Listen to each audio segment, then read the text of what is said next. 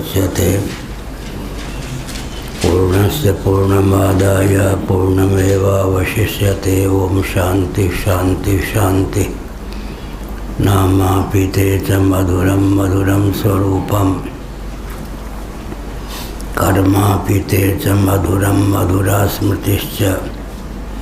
बुद्धिं प्रबोधय प्रभो मधुबोधशक्तिं विद्यां प्रयच्छ परमां परिभावयामि।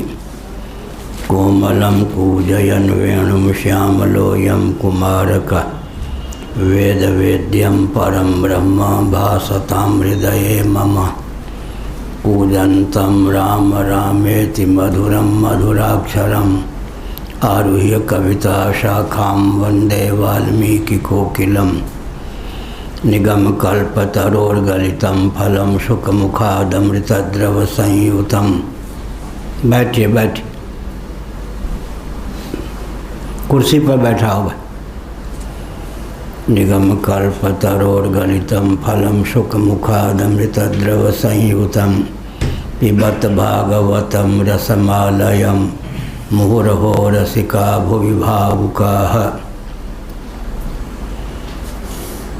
तृणादपि सुनीचेना तरोरपि सहिष्णुना अमानिना मानदेना कीर्तनीय सदा हरि। नारायणाखिल गुरो भगवन् नमस्ते। शिवाय नमः शिवलिंगाय नमः। तन्मे मनः शिव संकल्पमस्तु। सर्वे भवन्तु सुखिनः।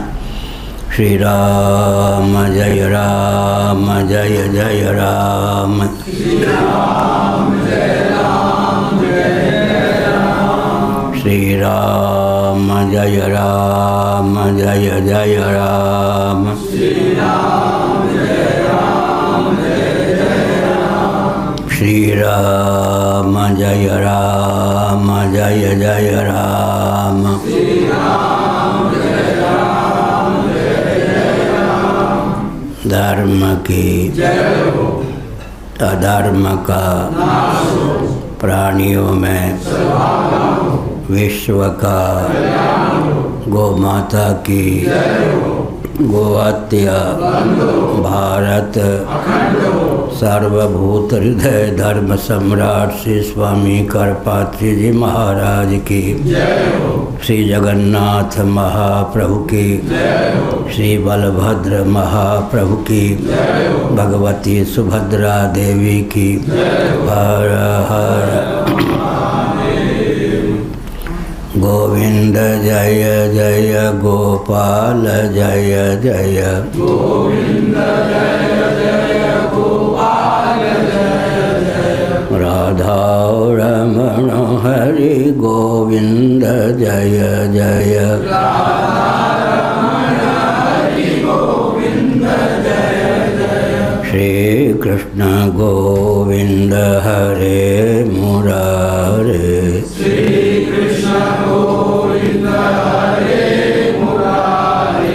ये नाथ नारायण वासुदेव।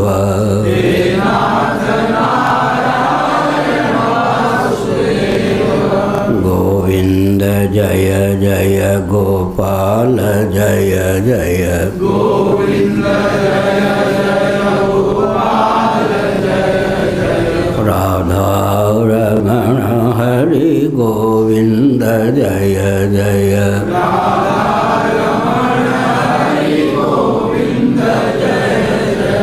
गोविंद जय जय गोपाल जय जय। गोविंद जय जय गोपाल जय जय। राधा रमण हरि गोविंद जय जय।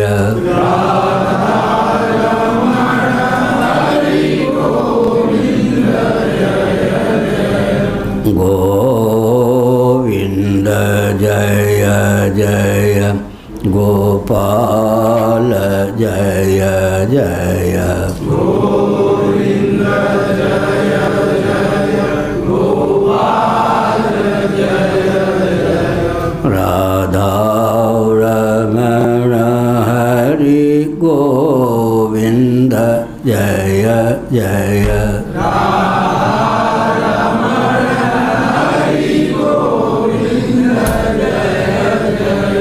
श्री वृंदावन बिहारी लाल की जय।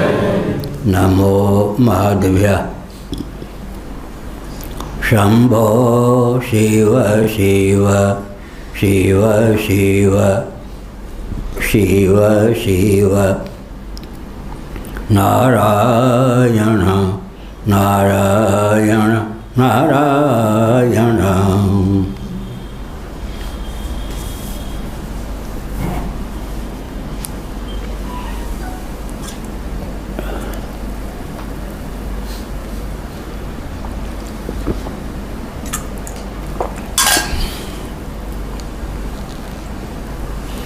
श्रीमद्भागवत सप्तम स्कंध अध्याय 10 श्लोक 69।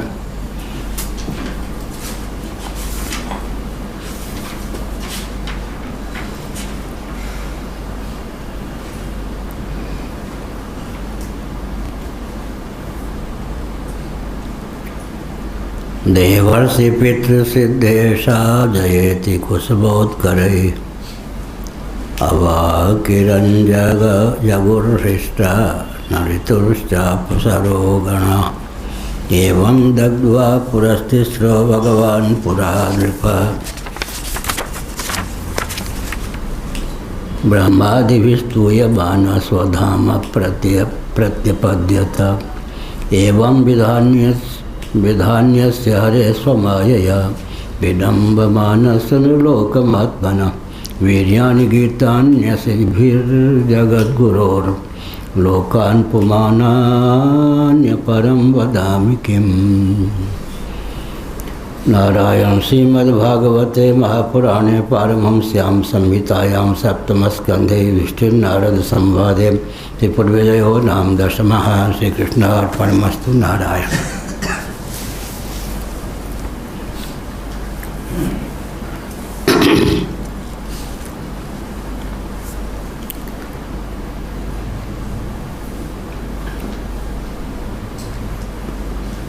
छियासठ 67 68 के अनुसार भगवान विष्णु और ब्रह्मा जी ने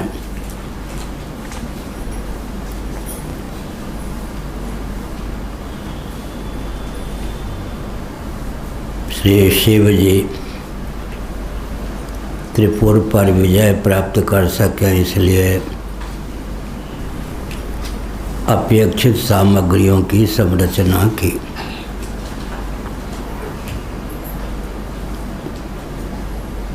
उन्होंने धर्म से रथ का निर्माण किया अर्थात धर्मात्मक रथ शिव जी को प्रदान किया। ज्ञान से सारथी की संरचना की। रथ संवाहक ज्ञान को ही बनाया, ज्ञानात्मक ही सारथी बना। वैराग्य से ध्वजा की संरचना की, ऐश्वर्य से अश्वों की संरचना की, तप से धनुष की संरचना की, विद्या से कवच की संरचना की, क्रिया से बाण की संरचना की। इसी प्रकार विविध दैवी संपत्ति से ही अभिमत अन्य वस्तुओं की भी संरचना की। हमने पिछले दिनों बताया जय जय जय होय सो चंदन आना। रामचरितमानस में इस प्रसंग को ख्यापित किया गया है। तुलसीदास जी ने लिखा कि जिससे विजय की प्राप्ति होती है वो चंदन रथ कुछ और ही है। अभिप्राय क्या हुआ?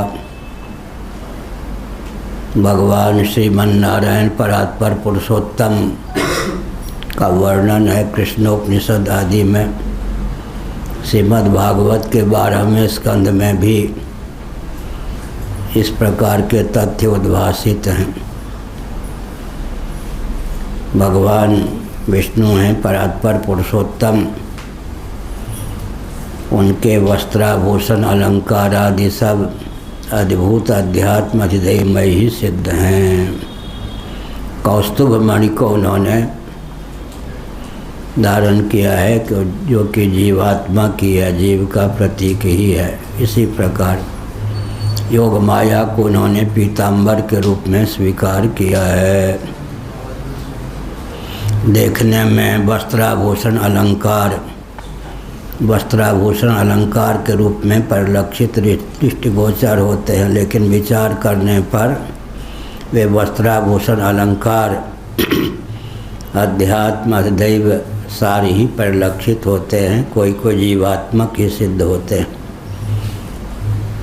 ब्रह्मार्पणम ब्रह्माविर्ब्रह्माग्नौ ब्रह्मणाहुतम ब्रह्मैव तेन गंतव्यम ब्रह्म कर्म समाधिना के अनुसार कुछ अटक गया है क्या?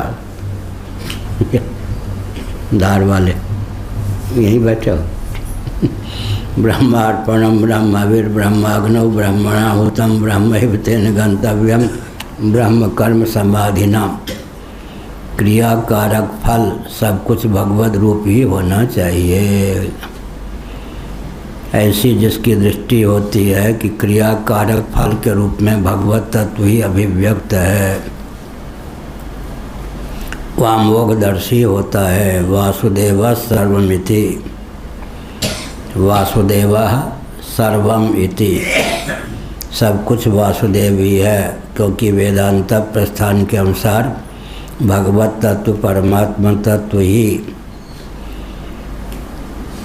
जगदाकार उल्लसित है, उद्भासित है। जिस प्रकार स्वप्नावस्था में आत्म चैतन्य से अधिष्ठित अर्धनिद्रित अंतःकरण ही ग्राह्य ग्राहक भाव के रूप में परिलक्षित होता है। अर्धनिद्रित अंतःकरण ही वासना की प्रगल्भता और निद्रा दोष के कारण पृथ्वी, पानी, प्रकाश, पवन, आकाश, दिक्, काल, स्थावर, जंगम प्राणी के रूप में परिलक्षित होता है। पिछले दिन हमने संकेत किया त्यागात् शांतिरनंतरम, त्याग से तत्काल ही शांति की प्राप्ति होती है। व्यक्ति के जीवन में अनिच्छन्नपि भी त्याग प्रतिष्ठित हो जाए तो अद्भुत बल और वेग प्राप्त होता ही है। उदाहरण के लिए अगर कोई व्यक्ति सोना न चाहे फिर भी नींद आ जाए तो अनिच्छन्नपि स्थूल प्रपंच का और स्थूल शरीर का आभानात्मक वियोगात्मक त्याग हो जाता है, आभानात्मक वियोग हो जाता है। उसका लाभ क्या होता है? स्थूल शरीर और बाह्य प्रपंच का आभानात्मक वियोग रूप त्याग के बल पर स्वप्नावस्था में हमारे आपके जीवन में इतनी क्षमता आ जाती है कि हम पृथ्वी, पानी, प्रकाश, पवन, आकाश और स्थावर जंगम प्राणियों के रूप में स्वयं को मनोयोग से उद्भासित कर लेते हैं। त्यागात् शांतिरनंतरम। कई बार हमने संकेत किया किसी न किसी शरीर में पूर्व जन्म में हम आप थे ही। अगर उसी शरीर में कैवल्य मोक्ष प्राप्त हो गया होता तो जन्म ही नहीं होता। यह जन्म सिद्ध करता है कि पूर्व शरीर में हम थे, कोई न कोई शरीर हमको सुलभ था, न चाहने पर भी मौत हो गई, ऐसी कल्पना करें। उस मृत्यु रूप त्याग ने चमत्कार का काम किया। पूर्व जन्म के उस शरीर का, सगे संबंधियों का, भवन इत्यादि का कुछ भी अता पता नहीं। अनादिकाल से अब तक जितने शरीरों को सब बना चुके हैं, उतने शरीर कहीं एक कालावच्छेदन हमको दृष्टिगोचर हो, दिव्य चक्षु के प्रभाव से उन शरीरों का हमें दर्शन प्राप्त हो तो एक एक जीव के द्वारा त्यागे गए शरीरों से कोटि कोटि ब्रह्मांड पट जाएं। रपट पड़े तो हरि गंगा किनारे घूम रहे थे, स्नान की इच्छा तो नहीं थी, पाँव रपट पड़ा, डूबे तो नहीं लेकिन गंगा स्नान हो ही गया। त्यागात् शांतिरनंतरम। अब स्वप्नावस्था का भी त्याग हो जाता है, अर्थात जब गाढ़ी नींद आ जाती है तब सूक्ष्म प्रपंच से भी पिंड छूट जाता है, आभानात्मक वियोग हो जाता है। उस त्याग का लाभ हमको प्राप्त होता है।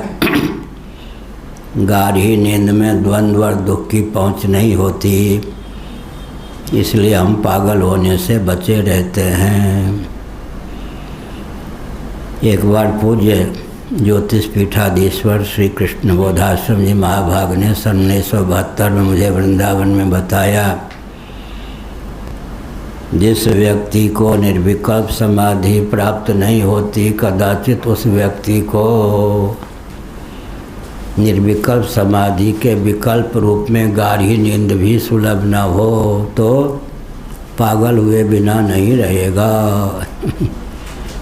कम्युनिस्टों के बीच में कहीं मेरा प्रवचन हो या नास्तिक प्राय व्यक्तियों के बीच में तो मैं कहता हूँ, जिस वाद पर, तंत्र पर,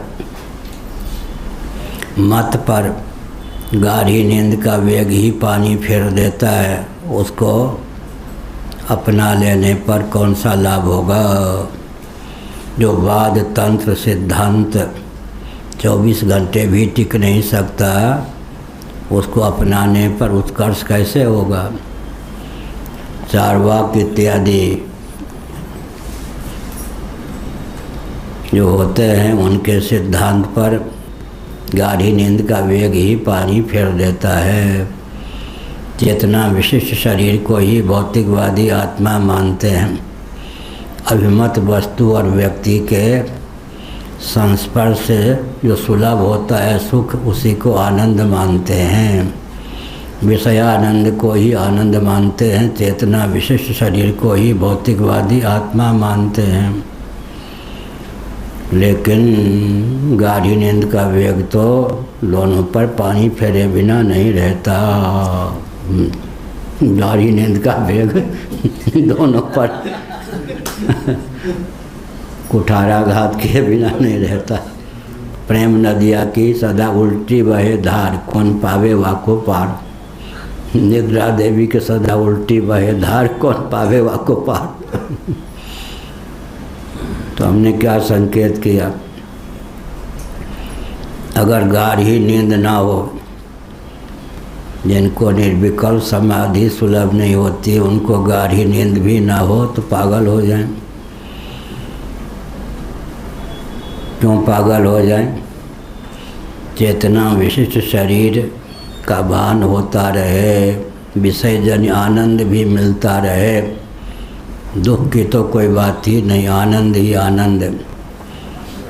शरीर को, उस आनंद को भी भुलाकर सोने की भावना का उदय होता है, तभी हम पागल होने से बचे रहते हैं। तो भगवान की अनुकंपा है, जिन्हें निर्विकल्प समाधि सुलभ नहीं, उन्हें सुसुप्ति प्रदान करके भगवान पागल होने से बचा देते हैं। पंचदशी कार की बात हमने कई बार यहाँ प्रस्तुत की। दुख ही पागल नहीं बनाता, विषयजन्य आनंद भी पागल बना देता है। विषयजन्य आनंद भरपूर हो, ब्रह्मा जी को जितना सुलभ है उतना हमें मर्त्यलोक में सुलभ हो, तो भी आवश्यकता होगी कि विषयजन्य आनंद को भुलाकर गाढ़ी नींद प्राप्त करें। ब्रह्मा जी भी योग निद्रा लाभ करते हैं। इसमें दार्शनिक तथ्य क्या है, जहाँ विषयजन्य आनंद होता है वहाँ त्रिपुटी होती है, भोक्ता, भोग और भोग्य।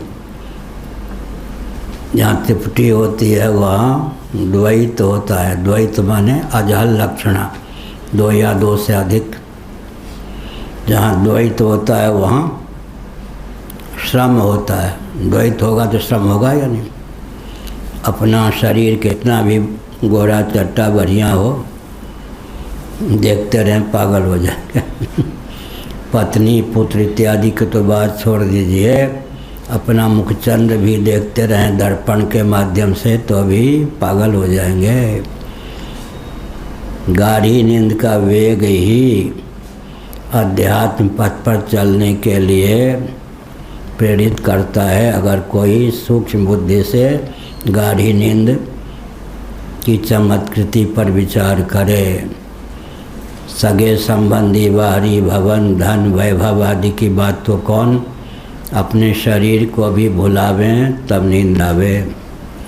इंद्रियां भी फुदकती रहें तो पागल हो जाएं, इंद्रियों को भी सुलाकर नींद प्राप्त करते। अंतःकरण को भुलाकर नींद की प्राप्ति होती है। प्राण बहुत प्यारा है, लेकिन प्राण स्पंदन पर भी ही दृष्टि डालें तो भी पागल हो जाएं। प्राणों को भुलाकर विषयजन्य आनंद बहुत प्यारा है, लेकिन विषयजन्य आनंद को भी भुलाकर गाढ़ी नींद चाहते हैं। गाढ़ी नींद में स्वस्थ क्रांति को उद्भासित करने की क्षमता है।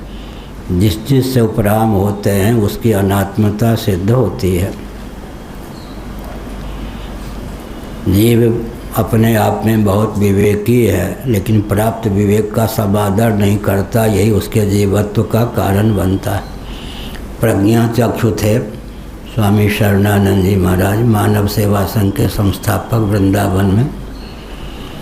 वो कहा करते थे, प्राप्त विवेक का समादर करो, प्राप्त विवेक का समादर करो, अप्राप्त विवेक को प्राप्त करने का प्रयास करो। क्या कहा? प्राप्त विवेक का समादर करो, अप्राप्त विवेक को प्राप्त करने का प्रयास करो। विमल विवेक और विवेक, तुलसीदास जी ने विनय पत्रिका में 2 भेद किया। तुलसीदास जग आप सहित जब लग निर्मूल न होई, तब लग कोटि उपाय करी मरी तरी नहीं भाई। तुलसीदास हरि गुरु करुणा बिन विमल विवेक न होई, बिन विवेक संसार घोर निधि पार न पावे कोई। विवेक नहीं कहा, विमल विवेक। गीता के 13वें अध्याय के अंतिम श्लोक पर विचार करें। आरंभ के जो 2 चरण हैं विवेक को द्योतित करने वाले, और 2 चरण जो अंत के हैं विमल विवेक के प्रतिपादक हैं। क्षेत्र क्षेत्रज्ञयोर एवं मंतरम ज्ञान चक्षुषा विवेक, भूत प्रकृति मोक्षम च ये विदुर्यान्ति ते परम विमल विवेक। क्षेत्र क्षेत्रज्ञयोरेव मंतरम ज्ञान चक्षुषा, ज्ञान चक्षु विमूढ़ा नानुपश्यन्ति पश्यन्ति ज्ञान चक्षुषा, दिव्यम ददामि ते चक्षु न तो माम शक्य से द्रष्टुमनेनैव स्वचक्षुषा। दिव्यम ददामि ते चक्षु पश्चिमे योगम ऐश्वरम। भगवद गीता में कितने प्रकार के चक्षु का वर्णन है? 3, स्वचक्षु, दिव्य चक्षु, ज्ञान चक्षु। स्वचक्षु से संपन्न अभी हैं जागृत में, ज्ञान चक्षु सन्निहित, दिव्य चक्षु भावित। स्वचक्षु के द्वारा किसी स्त्री को व्यक्ति माता समझ पाता है, किसी स्त्री को व्यक्ति बहन समझ पाता है। तीनों चक्षुओं का सन्निवेश है या नहीं? ज्ञान चक्षु सन्निहित, दिव्य चक्षु भावित। स्वचक्षु के द्वारा किसी स्त्री में मातृबुद्धि बनती है, किसी पुरुष में पितृबुद्धि बनती है। जागृत में स्वचक्षु की प्रधानता है, स्वप्नावस्था में दिव्य चक्षु की प्राप्ति हो ही जाती है। गाढ़ी नींद में ज्ञान चक्षु। लेकिन स्कंद पुराण के अनुसार मैं बोलूँ तो ज्ञान चक्षु सन्निहित, दिव्य चक्षु भावित, स्वचक्षु के द्वारा किसी स्त्री में माता बुद्धि बनती है। ज्ञान चक्षु सन्निहित दिव्य चक्षु भावित स्वचक्षु के द्वारा किसी पुरुष में पितृबुद्धि बनती है। लेकिन दिव्यम ददामि ते चक्षु पश्य में योगम ऐश्वरम। अर्जुन को भगवान ने कहा, मैं तुम्हें दिव्य चक्षु देता हूँ। जिन जिन विभूतियों से मंडित अपने स्वरूप का मैंने वर्णन किया, उन विभूतियों से मंडित मेरे स्वरूप को तुम देखना चाहते हो। तुम बालक सखा हो, मैं पालक सखा हूँ, लेकिन स्वचक्षु के बल पर मेरे उस कमनीय वर्णीय सर्वाश्चर्यमय बृहत विराट स्वरूप का दर्शन नहीं कर सकते। अनुग्रह करके मैं तुम्हें दिव्य चक्षु प्रदान करता हूँ, जिसके अमोघ प्रभाव से तुम मेरे सर्वाश्चर्यमय कमनीय वर्णीय विराट स्वरूप का दर्शन कर सकोगे। गद्य काव्य, लंबा वाक्य। तो भगवान ने दिव्य चक्षु प्रदान किया। यहाँ पर भी हमने संकेत किया कि दैवी संपन्न जो व्यक्ति होते हैं, उनके जीवन में जो विजयश्री प्राप्त होती है, उसका रहस्य है कि क्रियाकारक फल तीनों रूपों में दैवी संपत्ति को ही उद्भासित करते हैं। यहाँ भगवान शिव त्रिपुर पर विजय प्राप्त कर सकें, हमको भी तो त्रिपुर प्राप्त है। 3 पुर कौन कौन थे? सुवर्णमय, रजतमय, लौहमय। कारण शरीर हमको सुवर्णमय प्राप्त है, सूक्ष्म शरीर रजतमय प्राप्त है, स्थूल शरीर लौहमय प्राप्त है। त्रिपुर में हम आप भी रहते हैं, लेकिन दैवी संपत्ति को ही युद्ध की सारी सामग्रियों के रूप में उद्भासित किया ब्रह्मा जी ने और भगवान विष्णु ने। फिर उन सब सामग्रियों को प्रदान कर दिया योद्धा भगवान शिव को। भगवान शिव ने उन सामग्रियों से संपन्न होकर त्रिपुर का दाह किया, त्रिपुर पर विजय प्राप्त की।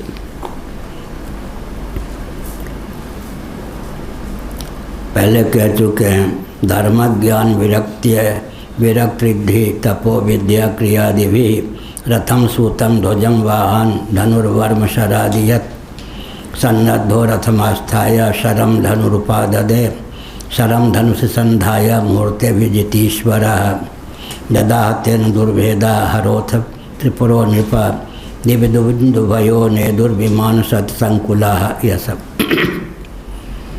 साथ ही साथ कल व्याख्या हो गई मुहूर्ते अभिजितीश्वर। अभिजित अभिजित मुहूर्त में, मुहूर्त का भी बहुत महत्व होता है। देश को स्वतंत्रता दिलाई गई ऐसे मुहूर्त में रात के 12 बजे जो परतंत्रता में हेतु सिद्ध हुआ। लोगों ने मना किया नेहरू जी को, यह जो समय है मुहूर्त है, अनुकूल नहीं है। नेहरू जी तो नास्तिक शिरोमणि माने जाते थे, क्या क्या मुहूर्त कुछ में नहीं मानता। हो गया खंडन पे खंडन।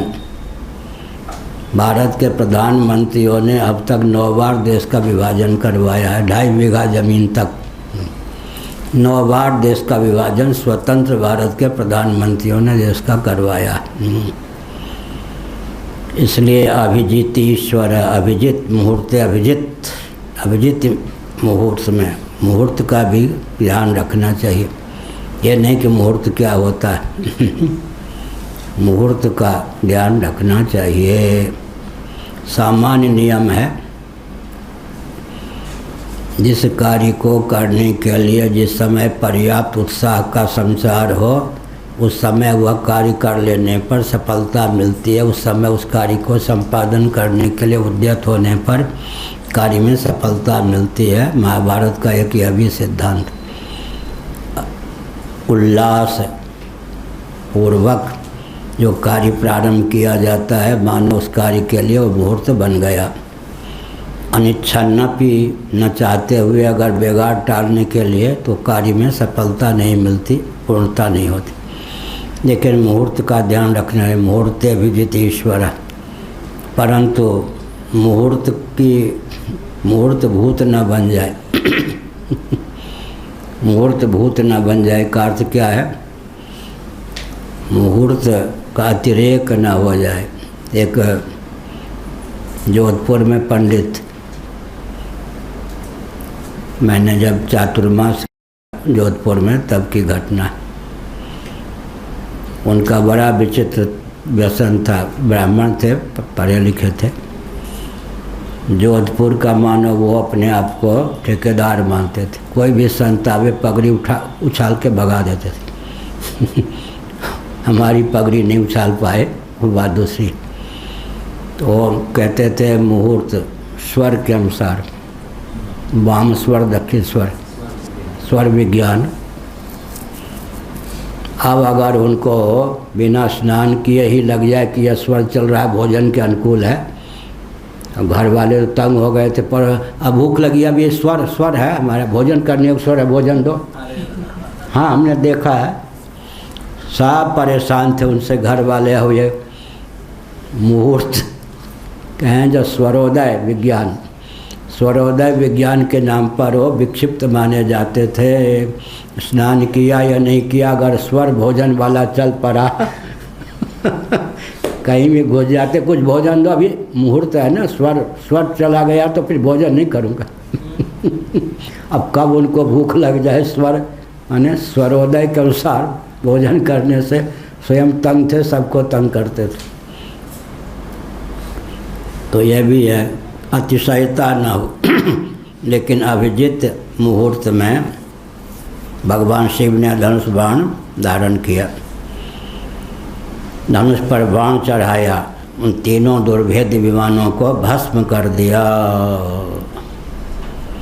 उस समय क्या हुआ? देवर्षि नारद ने कहा, युधिष्ठिर, स्वर्ग में दुंदुभियाँ बजने लग गईं, सैकड़ों विमानों की भीड़ लग गई। कल मैंने कहा था, दुनिया जो है सफलता की पुजारी है।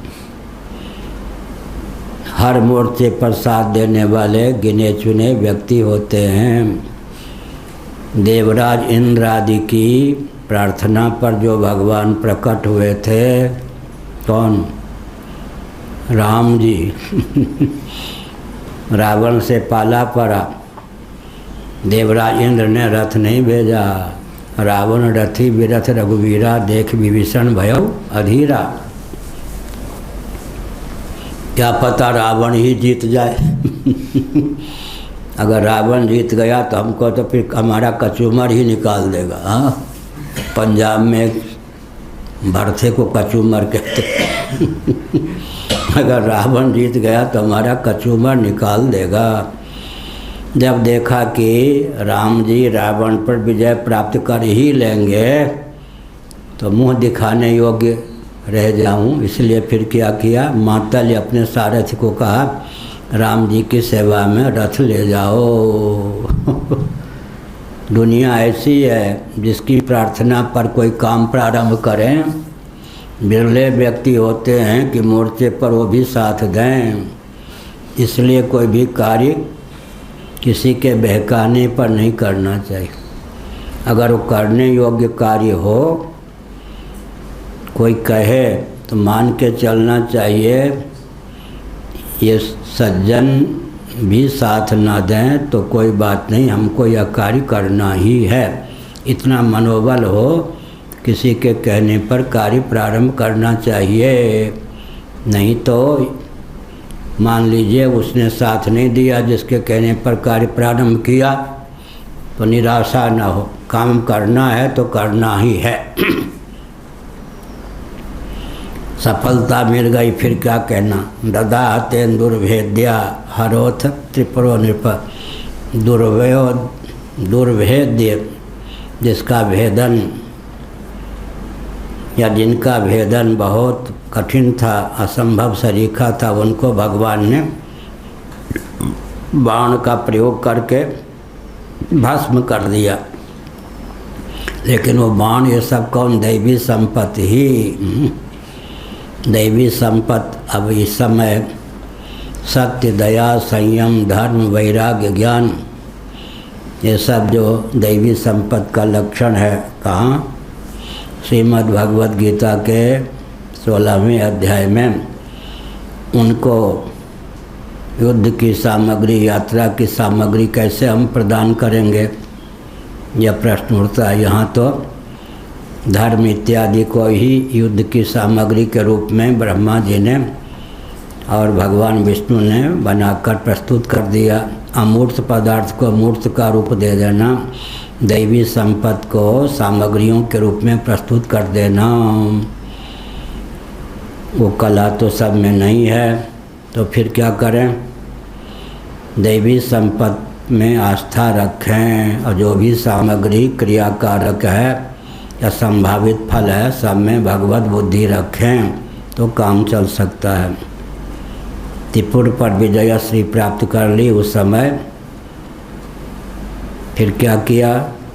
देवताओं ने स्वर्ग में धुंधुमियाँ बजने लग गई। यहाँ कल मैंने कहा था 78 दिव्य धुंधुभयो नेदुः विमान सत संकुला। लाला कन्हैया का जन्म हुआ तो अपने आप देवताओं के बाजे बजने लग गए। ऐसे ही यहाँ पर बजाने वाले की अपेक्षा नहीं, अपने आप वाद्य यंत्र बजने लग गए। या इन सब में भी चेतनता दबी होती है। चेतन तो जगत का उपादान कारण भी है ना। वेदांता प्रस्थान के अनुसार जो चिद धातु है, चेतन है, परमात्मा है, वही जगत का निमित्त और उपादान कारण भी है। सर्वत्र चेतन है, सर्व रूपों में चेतन है।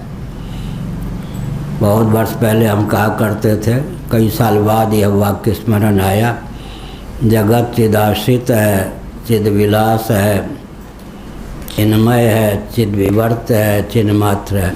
तेजो बिंदुपनिषद, अन्नपूर्णोपनिषद, वराहोपनिषद, महोपनिषद, इन सब के पढ़ने से एक वाक्य बनाया। जगत क्या है? चिदाश्रित है, जगत चिद्विलास है, जगत चिद्विवर्त है, जगत चिन्मय है, जगत चिन्ह मात्र है। तुलसीदास जगत चिद्विलास को बूझत बूझत बूझे। और अपरोक्षानुभूति भगवान शंकराचार्य ने तद्वत देहोपि चिन्मय है। हमारा आपका शरीर चिन्मय है या नहीं? तद्वत देहोपि चिन्मय है। क्या कहा? मिट्टी से निर्मित जो घट है मृण्मय है या नहीं? ताम्र से निर्मित जो पात्र है वो ताम्रमय है या नहीं? पंचभूतों के द्वार से सही अंत में शरीर का मूलभूत उपादान कारण तो चिद्धातु भगवत तत्व ही है या नहीं? तद्वत देहोपि चिन्मया, अपरोक्षानुभूति शंकराचार्य ने लिखा। निधिध्यासन के 15 अंग आदि। तद्वत देहोपि चिन्मया, जैसे मिट्टी से निर्मित घट मृण्मय है, वैसे ही पंचभूतों के द्वार से सही हमारा शरीर भी चिन्मय ही है। जगत चिद विलास है। से पहले जगत चिदाश्रित है, यह निष्ठा बन जाए तब जगत चिद विलास है, फिर जगत चिन्मय है, हाँ, फिर जगत चिन्ह मात्र है। एकदम बहुत खिलाड़ी है। जगत चिद विलास है, इससे पहले जगत चिदाश्रित है, चित परमात्मा के समाश्रित है जगत। जगत चिदाश्रित है, फिर चिद विलास है, फिर चिन्मय है, फिर चिद विवर्त है, जगत चिद विवर्त है। तुलसीदास जग चिद विलास को बूझत बूझत बूझे। को माने बिरले, अधिकारी दुर्लभ हैं। बूझत बूझत बूझे, 3 बार बूझने शब्द का प्रयोग क्या किया? बूझना माने समझना, बूझै छी कि नहीं, मैथिली में क्या बोलेंगे, जानै छी कि नहीं, बूझै छी कि नहीं। बूझना अवधि शब्द भी है, मैथिली भी है। तुलसीदास जगचिद विलास को बिरले, बूझत बूझत बूझे, 3 बार बूझे क्यों कहा, बूझते बूझते बूझता है माने समझते समझते समझता है। पहले बूझत का अर्थ क्या हुआ, जगत भूतों का विलास है। भूत यहाँ हैं या नहीं कमरे में, कौन कौन भूत हैं, कितने भूत हैं कमरे में क्या करे, कौन कौन भूत है पूछे तो अच्छा हो तो ठीक है। इस कमरे में कितने भूत हैं, हम सब भूत हैं या नहीं। अरे भूत माने प्राणी कहेंगे तो हम सब भी भूत ही है अब भूत माने पृथ्वी जल तेज वायु आकाश, भूत को हटा दो तो कमरे में न कोई कमरा बने न कोई व्यक्ति बने। पंचभूत, अभूत माने प्राणी, भूत का अर्थ क्या होता है प्राणी, अब भूत का अर्थ क्या होता है पृथ्वी जल तेज वायु आकाश, 5 भूत, और हम सब भूत ही भूत भूत माने प्राणी। सर्वभूतेषु यः पश्येत् भगवद भाव महात्मना भूतानि भगवत्यात्मन्येष भागवतोत्तमा, श्रीमद्भागवत 11वां स्कंध। भागवतोत्तम माने भक्तों में उत्तम, प्रथम कोटि के भक्त। सर्वभूतेषु यः पश्येत् भगवद भाव महात्मना भूतानि भगवत्यात्मन्येष भागवतोत्तमा। क्या यहाँ निकला, जगत क्या है, चिदाश्रित है। यह दृष्टि परिपूर्ण हो जाए तो जगत चिन्मय है नहीं, चिद्विलास है, फिर चिद्विवर्त है, फिर चिन्मय है, फिर चिन्मात्र। वैष्णव लोग चिद्विवर्त शब्द से चिढ़ सकते हैं, बाकी तो मान भी सकते हैं। जगत चिदाश्रित है, चिद्विलास है, चिन्मय है, चिन्मात्र है, लेकिन चिद्विलास तक मानेंगे, चिद्विवर्त कहने पर जगत को मिथ्या नहीं मानते श्री वैष्णव लोग और चिढ़ते हैं। ब्रह्म सत्यम जगत मिथ्या शंकराचार्य ने क्या लिख दिया, लेकिन शंकराचार्य का अपना वचन नहीं है, निरालंबोपनिषद का यह कथन है। आप लोग भगवान शंकराचार्य से आप चिढ़ते हैं या उपनिषद से चिढ़ते हैं ब्रह्म सत्यम जगन मिथ्या जीवो ब्रह्मैव न परा, इसी से तो वैष्णव लोग चिढ़ते हैं। लेकिन ब्रह्म सत्यम जगन मिथ्या यह निरालंबोपनिषद का वचन है, जीवो ब्रह्म या शुक्रास्योपनिषद का वचन है। लीजिए, इस वचन से चिढ़ना शंकराचार्य से चिढ़ना हुआ या उपनिषद से चिढ़ना हुआ शंकराचार्य के सिद्धांत मत पक्ष से चिढ़ने का अर्थ होता है उपनिषद को न मानना, उपनिषद का परिज्ञान न होना, न मानना, यही है। एक भी तथ्य ऐसा नहीं है शंकराचार्य के ग्रंथों में जो पहले से ही उपनिषदों में विद्यमान न, केवल युक्ति की दृष्टि से उन सब तथ्यों को अत्यंत सुदृढ़ कर दिया गया है, बाकी सिद्धांत तो सब पहले से ही विद्यमान है। किसी पंथ या मत के प्रस्थापक के रूप में शंकराचार्य को नहीं देखना चाहिए, सिद्धांत प्रतिपादक के रूप में ही शंकराचार्य को देखना चाहिए। विमान सतसंकुला, जब विजय प्राप्त कर ली तो फिर क्या हुआ बस स्वर्ग में दुंदुभियाँ बजने लग गईं, माने अपने आप सैकड़ों विमानों की भीड़ लग गई। अथवा स्वर्ग में जब देवताओं ने दुंदुभियों को बजाया तो दुंदियाँ बुझने लग गईं, दोनों ढंग से अर्थ कर सकते हैं। सैकड़ों विमानों की भीड़ लग गई। यह दुनिया जो है सफलता की पुजारी है, काम करते चलिए सफलता मिले तो दुनिया वाह वाह बहुत अच्छा, नहीं तो। इसलिए कल मैंने कहा रविन्द्रनाथ टैगोर के शब्दों में, जब तुम्हारे डाके को न आशे तुम ही एकला चलो रे, सतपथ पर प्रयाण कीजिए, कोई साथ दे ना दे ना दे। राधा रानी चली कृष्ण भगवान से मिलने, ब्रजवासी लोग लीला करके दिखाते हैं, 5-7 सहेलियाँ 8 सहेलियाँ हो गईं, थक थक आके हटती गई, अंत में राधा रानी अकेले रह गई। ऐसे ही इस मार्ग पर चलें, धर्म और ईश्वर के मार्ग पर जो जितनी देर जब तक साथ दे साथ दे, न दे न दे। एक बार पूज्य गुरुदेव तीर्थराज प्रयाग में कुंभ के अवसर पर बोल रहे थे मंच पर। बड़ा आश्चर्यजनक उन्होंने 2-4 वाक्यों को कहा। कुछ घटना घटी होगी। मैं धर्म के मार्ग पर चला हूँ, जिनको साथ नहीं देना है बेखट के साथ छोड़ दें। मुझे कोई चिंता नहीं, मेरा धैर्य टूट सकता नहीं। आगे क्या कहा? अरे शरीर, ऐसे बोले, अरे शरीर, तुम्हें साथ देना हो साथ दो, न देना हो तुम अलग हो जाओ। है इंद्रियां, साथ देने हो दो, न देने हो मत दो।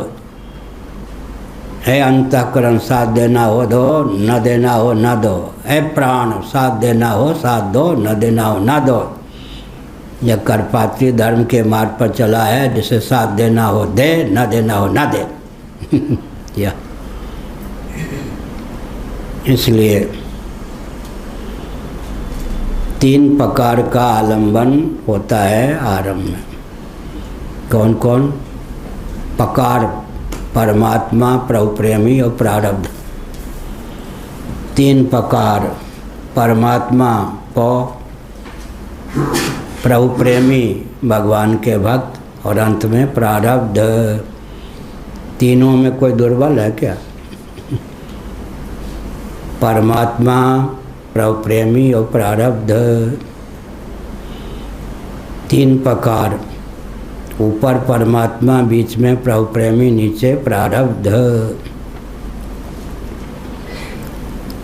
ददातेन्दुर्भेद्य हरोथ त्रिपरो नृप दिविदुन्दभयो तुन्दुभयो नेदुर्विमान शतसंकुला देवर्षि पितृसिद्धेशा जयेति कुसुमोत्करैः अवाकिरञ्जगोर्हृष्टा नऋतुश्चाप्सरो गणाः। फिर देवता, ऋषि, पितर, सिद्धेश्वर आनंद से जय जयकार करते हुए पुष्पों की वर्षा करने लग गए। अप्सराएं नाचने लग गईं, गाने लग गईं। यह है एवं दग्ध्वा पुरस्तिस्रो भगवान पुरः नृप ब्रह्मादिभिस्तूयमान स्वधाम प्रत्यपद्यत। नृप, हे युधिष्ठिर राजन, इस प्रकार त्रिपुरारी भगवान शिव ने तीनों पुरों को जलाकर पुरारी की संज्ञा प्राप्त की। पुर के आरी पदवी प्राप्त कर ली। त्रिपुरारी, पुरारी एक ही बात। और ब्रह्मादि स्तुति करने लग गए। उनकी स्तुति को सुनते हुए अपने धाम को चले गए। ब्रह्मा जी अपने धाम के लिए प्रस्थान किया। बहुत बढ़िया। ब्रह्मादि स्तूयमान स्वधाम प्रत्यपद्यत।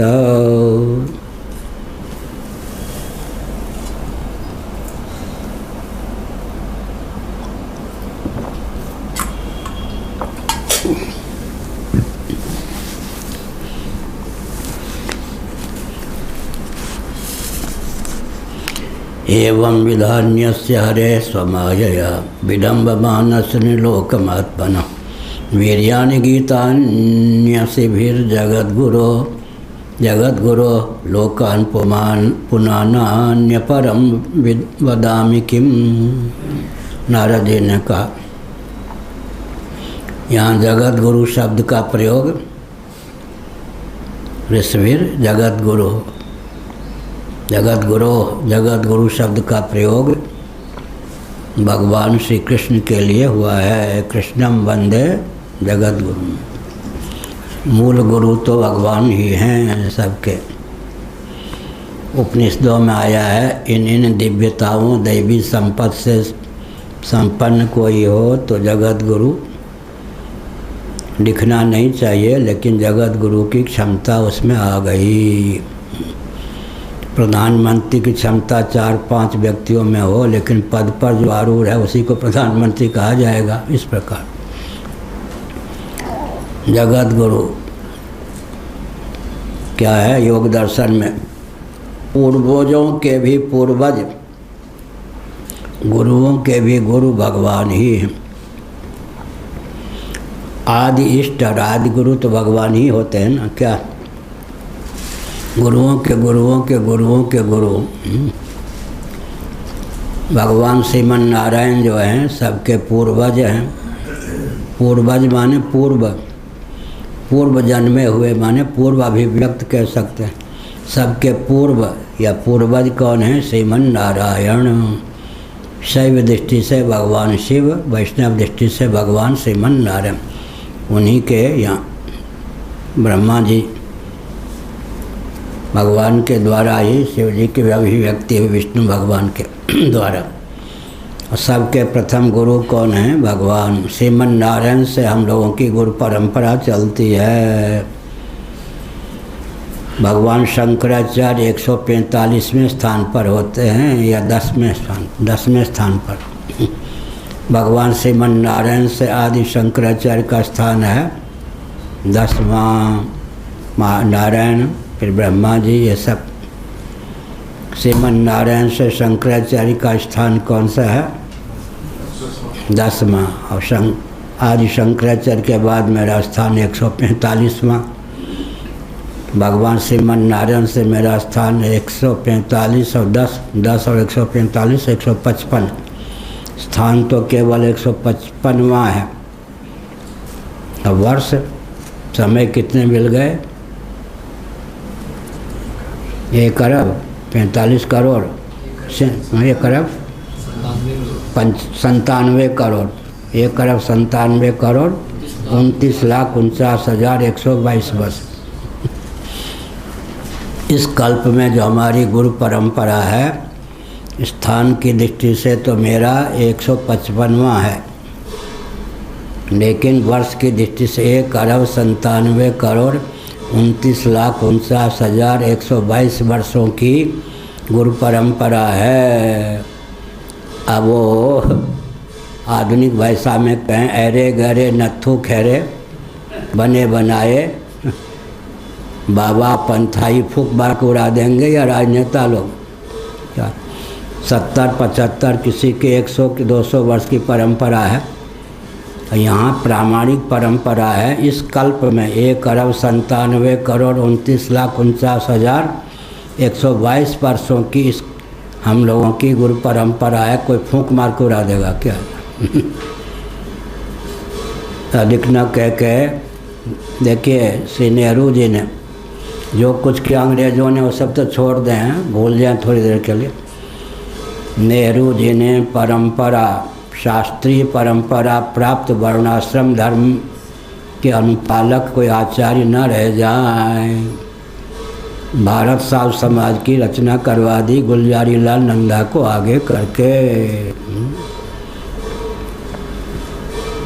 गुलजारी लाल नंदा गृह मंत्री थे, आस्तिक सरीखे थे, उन्हीं को आगे करके नेहरू जी ने भारत साव समाज की स्थापना करवा दी। लक्ष्य क्या था? हमारे गुरुदेव पूज्य स्वामी करपात्री जी महाराज जो परंपरा प्राप्त संत आचार्य, उनकी कोई योजना सफल न हो, लक्ष्य यही था। स्वामी वामदेव जी महाराज बहुत बढ़िया एक वाक्य बोले, नास्तिक शिरोमणि नेहरू जी के समय अगर आस्तिक शिरोमणि स्वामी करपात्री जी न होते तो उसी समय नेहरू जी के शासन काल में ही भारत कम्युनिस्टों के हाथ में चला गया होता। यह अब उसके बाद में अखाड़ा परिषद और अशोक सिंघल जी आदि ने क्या बना दिया? धर्म संसद। परंपरा प्राप्त शास्त्र सम्मत कोई संत महात्मा आचार्य न रह जाएं, इतने षड्यंत्र हुए। अखाड़ा परिषद बना दी गई, संत समिति और कौन से संसद, धर्म संसद, अशोक सिंघल जी आदि। मेरे जीवन काल में ये सब मेरे जीवन काल में ये सब समाप्त हो गए। क्या अब कहाँ कोई चूँ चाँ बोलते करते हैं क्या? ये है क्या? परंपरा का इतना बल होता है। मेरे जीवन काल में ही ये सब बने हैं। 80 वर्ष से अधिक आयु तो नहीं है ना किसकी, इन सब की। नेहरू जी के शासन है तो उस समय 5 साल का मैं था जब भारत स्वतंत्र हुआ, तब 5 या 6 साल, 5 साल का 75 वर्ष हो गए स्वतंत्रता के। हाँ तो ठीक है, 5 साल का मैं था। लोग बोल रहे थे इनकलाब जिंदाबाद, हम 5 साल के थे गांव में। हमने कहा ये क्या हुआ, स्वतंत्र हुआ है भारत, उस समय क्या जाने स्वतंत्र। तो देखो सत्य का बल कितना होता है, सनातन परंपरा का, शास्त्र का बल कितना होता है। मेरे सामने ये सब बने और मेरे सामने ही सब समाप्त हो गए। कौन बावला हैं?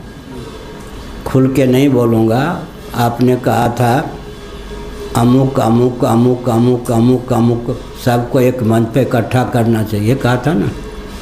नहीं याद है? हेलो, ये भूल गए।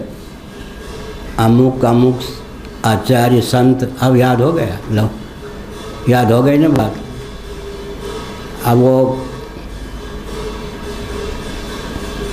अब कहीं से कोई आवाज़ आ रही है क्या? तो क्या हुआ फिर? मृत संजीवनी बूटी आप दे रहे थे ना। अभी कहीं से कोई आवाज़ आती है क्या? इसका मतलब क्या है?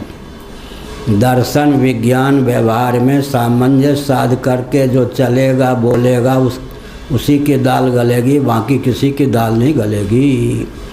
समय ऐसा आ गया किसी पंथाई की दाल गल नहीं सकती, उसी की दाल आजकल गलेगी, अब गल रही है। अभिमान की बात नहीं, वस्तु स्थिति यह है कि दर्शन विज्ञान व्यवहार तीनों में जो सामंजस्य साध करके बोलेगा लिखेगा चलेगा, उसके अलावा किसी की दाल गल नहीं सकती। एक गीता सुब्रमण्यम है, इसरो में बहुत ऊंचे वैज्ञानिक पद पर प्रतिष्ठित हैं। वो कहा करती हैं, महाराज प्राइमरी कक्षा के बच्चों के बीच में मैं डर के मारे नहीं जाती हूँ। किवाड़ खोलने की जगह छोड़ के बैठो। वो हिंदी नहीं जानती होगी, हिंदी नहीं जानती होगी। क्या कहते वो गीता सुब्रमण्यम क्या कहती हैं? इसरो में वैज्ञानिक हैं। महाराज प्राइमरी कक्षा के बच्चों के बीच में प्राइमरी विद्यालय में जाने से मैं बहुत डरती हूँ। मोबाइल मार्का बच्चे आजकल ऐसा प्रश्न कर देते हैं कि मेरा पढ़ना लिखना सब व्यर्थ सिद्ध हो जाता। तो संकेत क्या हुआ? यह जो परंपरा प्राप्त शास्त्र सम्मत ज्ञान विज्ञान है, इस कल्प में 1,97,29,59,122 वर्षों की हम लोगों की परंपरा है। कोई फूंक मार के उड़ा नहीं सकता। संप्रदाय तो क्या कहें, पंथ बने और बिगड़े चले गए, कोई नहीं है। अमुक अमुक आचार्य, सबका सम्मान, सबको एक मंच पे लाने की आवश्यकता क्या है? सबकी बोलती अपने आप इस वैज्ञानिक युग में शांत। समझ गए? नेहरू जी ने क्या किया? भारत साफ समाज बना दिया। अशोक सिंघल ने क्या कर दिए? धर्म संसद बना के सबको जूठा कर दिया। और एक हैं मोदी जी, बाबाओं का उपयोग करके चुनाव जीत गए। अब बाबाओं की ओर देखते भी नहीं। जिन बाबाओं ने चुनाव में जिताया, हिंदू हिंदू कह के, मोदी जी ने तो अपने को हिंदूवादी के रूप में आज तक ख्यापित नहीं किया। हिंदू हिंदू कह के उनको चढ़ा के प्रधानमंत्री बना दिए, बहुत अच्छी बात है। लेकिन किसी बाबा की ओर देखते भी हैं, झांकते भी हैं। इसका अर्थ क्या हुआ? इसका अर्थ क्या हुआ? इसका अर्थ यह हुआ कि आज भी यहाँ के मुख्यमंत्री हों या कोई हों, सब हमारे लाडले प्यारे हैं। विश्व में व्याघ्र भी, तस्कर भी ऐसा नहीं जो मेरे प्रेम का पात्र ना हो, क्योंकि मैं सबको आत्मदृष्टि से देखता हूँ। किसी के प्रति मेरा दुर्भाव नहीं है। लेकिन डंके की चोट से यह तथ्य सिद्ध है कि आज भी सनातन सिद्धांत ही विजयी है। अंत में भगवान भी जिस नए सिद्धांत के आधार पर सृष्टि की रचना करते हैं, इसका पालन करते हैं, इसका संहार करते हैं, उस विज्ञान को कौन तिरस्कृत करेगा। भगवान भी किसका अनुपालन करते। जैसे भगवान अनादि हैं, वैसे भगवान के हृदय में सन्निहित वेद विज्ञान भी अनादि। वेद भी अज्ञान अनादि, भगवान भी अनादि। जिस ज्ञान का अनुपालन करते हुए भगवान जगत की रचना करते हैं, जगत का पालन करते हैं, संहार करते हैं, सृष्टि की उत्पत्ति, स्थिति, समृद्धि, सृष्टि के निग्रह अनुग्रह का जो सनातन विज्ञान है, वह जिसके हृदय में प्रतिष्ठित है, उसका बाल बांका कौन कर सकता है। इसलिए आज जो पहले ऋषि मुनि विजयी थे, उनकी परंपरा में ही आज भी विजय है। ध्रुवा नीतिर्मतिर्मम। श्री राम जय राम, जय जय राम। श्री राम जय राम, जय जय राम। धर्म की अधर्म का प्राणियों में, विश्व का, गौ माता की, गो हत्या, भारत, सर्वभूत हृदय धर्म सम्राट श्री स्वामी करपात्री जी महाराज की, श्री जगन्नाथ महाप्रभु की, श्री बलभद्र महाप्रभु की, भगवती सुभद्रा देवी की। हर हर